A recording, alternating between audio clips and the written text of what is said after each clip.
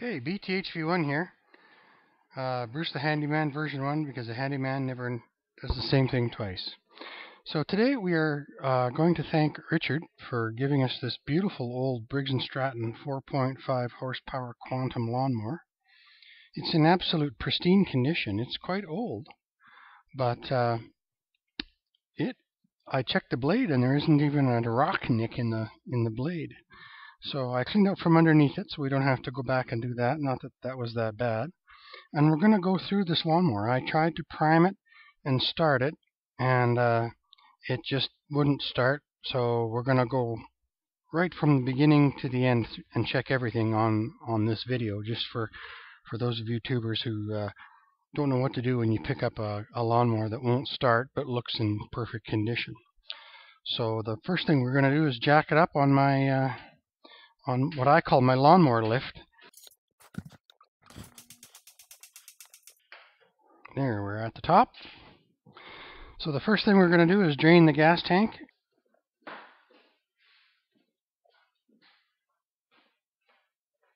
I just put a block of wood on the other side so that it would drain a little bit quicker. Now I'm going to just pour a tiny bit of clean gas into that gas tank. This is clean fuel. We'll give the tank a little swish,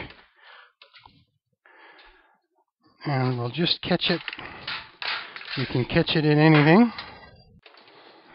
This will just drain the crud out of the tank.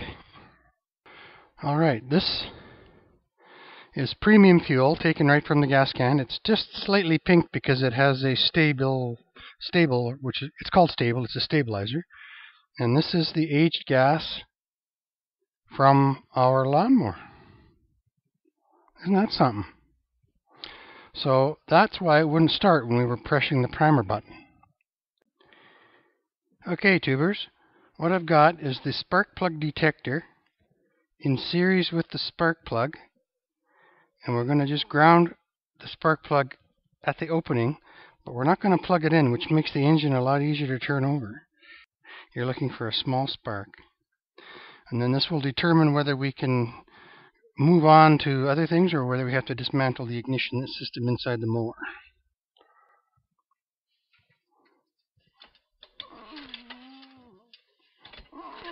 Now there is a spark there. I hope you can see it. So anyway, we have a good spark, so we're going to move on to carburation. And now we're going to remove the air filter.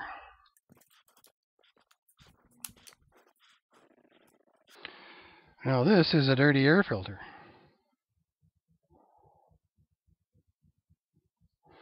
Sometimes if they're not too bad, you can just blow them out with compressed air. But this one is saturated with oil and it's looking pretty rough. Alright, so when you push this little button on the front here, some lawnmowers actually squirt fuel from that bulb right into the carburetor. That's the older Briggs and Stratton. But the Quantums, when you push this, there's a little tiny hole in the end of here, and it pushes a pulse of air, and it just injects that air into the bottom of the carburetor bowl and pushes the gas up the emulsion tube. And I'm not seeing any gasket up there at all, so I'm afraid that the gasket in here is dried out, or it's just plugged with guck. So let's just take this air filter assembly off of here. I'm taking a lot more time here to do this than I would normally do. This would all be about a 5 or 10 minute job. But now this is the dangerous part if you want to try and save this little gasket that's behind here.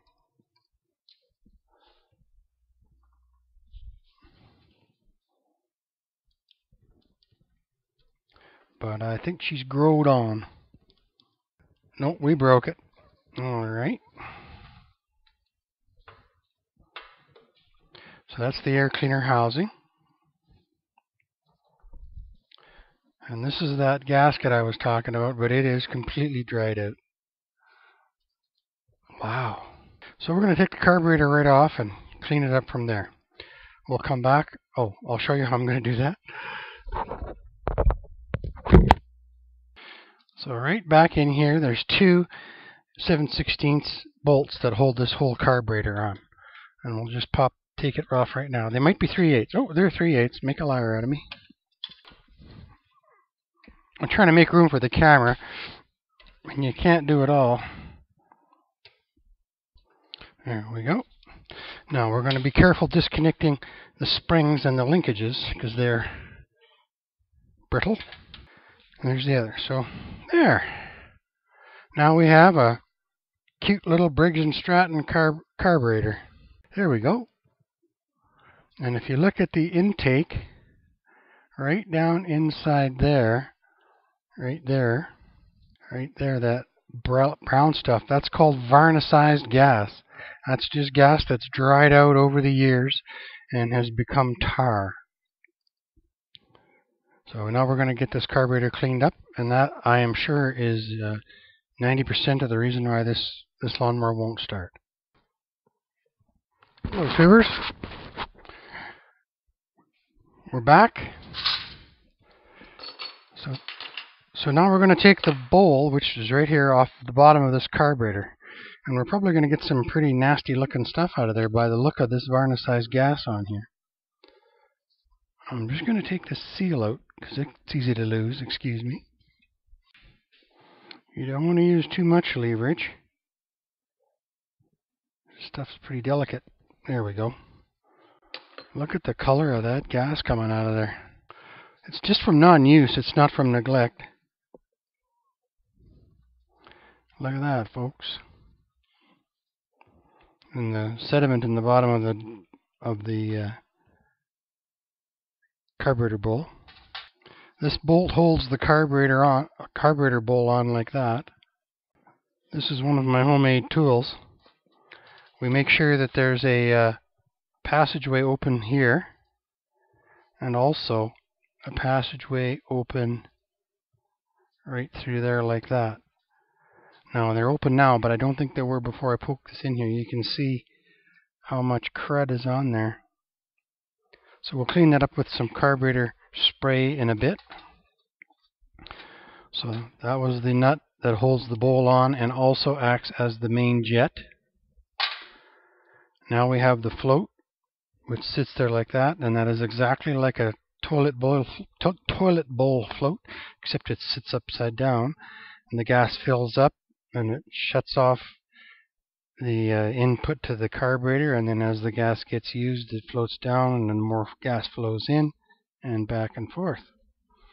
So now we're going to grab some needle nose pliers or some sort of a pliers, and we're going to take the needle and seat out of this carburetor. Here we go. Now the float should lift up right there, and there is the float and the needle seats right into that little hole right there. So now I'm going to use some carburetor spray to clean all the orifices and stuff in here. Okay, tubers, we're back. Now we've done a really nice job of cleaning this carburetor up. You can see there's very little bit of varnicized gas left in here now. The bowl nut has cleaned up really, really well. Right there, with the passages clear. So now there's one little test I like to do. I take a clean piece of fuel line and I stick it onto the fuel inlet like that, and I blow on here. You can hear the gas leaking, and then when I close it, it should stop. So we're ready to reassemble this carburetor, I think. Oh, the tools I've been using are expensive. They're actual pieces of matches, wooden matches with pieces of wire brush from the grinder clipped off, and one is at a right angle and one is not. Much the same with my sprays. One has a straight nozzle And then one has a nozzle for shooting around corners, you can see right there. We've installed the carburetor back onto the lawnmower. I got it all cleaned up, you remember that. There's no more varnicized gas in the carburetor. And I remembered to put the little rubber seal in behind and also connect up the springs. And now we're going to put the air cleaner base back on. I've cleaned it up, no more dirt on it. The new seal that runs on the air pump, you can see right there, there's tiny bubbles happening there, right there, is going to go back on. So now I'm going to put, I don't know, half a tank of gas in it, and we're going to see if we actually can prime it with fuel. Alright, tubers, let's go have a look.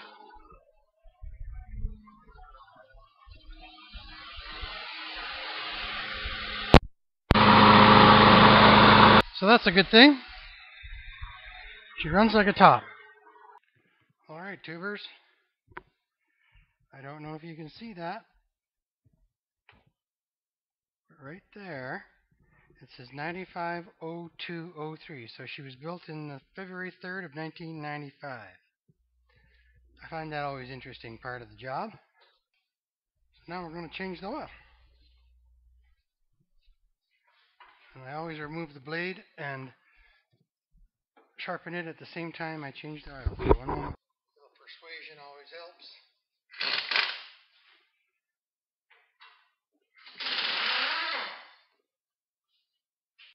So whoever has been maintaining this old lawnmower, Rich, look at that. That blade has never been touched, and it's almost not worth doing. Hey, there, but wow. That's a really nice blade. I wouldn't want to.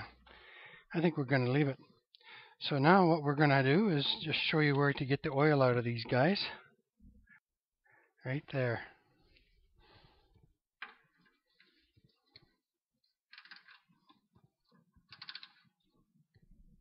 Get the tray in. There's the blade adapter as well. We'll take that.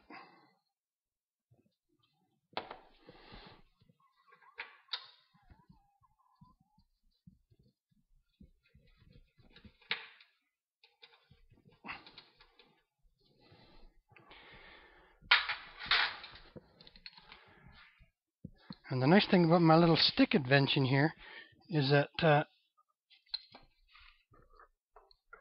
it holds the lawnmower at just the right height and none of the oil drips. And the nice thing about the rear baggers is I can peek in and have a look and see how it's doing.